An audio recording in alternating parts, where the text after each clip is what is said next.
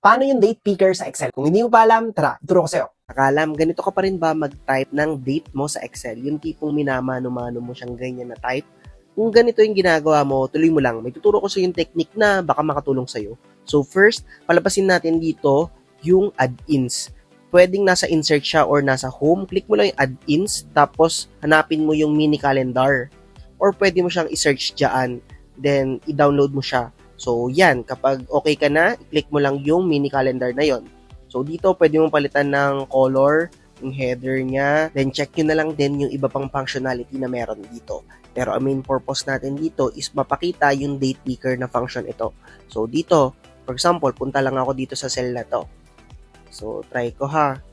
Click ko lang tong cell na to, tapos click lang ako on any date dito, itong 21, nakita nyo, nagkaroon, try ko naman tong 30, try ko naman din tong 6, try ko naman din tong 11, try ko naman din tong 29. So, ganun lang siya kadali. Basic na basic lang. I hope nakatulong sa'yo yung technique na to. O ayan, alam mo na. Save mo na to at follow ka na rin kung sakaling matanong kayo. Comment lang kayo at try natin sagutin. Gusto mo pa ba na ganitong mga tips? Follow ka lang sa ating YouTube channel, Facebook page at TikTok channel. Kaya huwag ka mawawala ha. Paalam!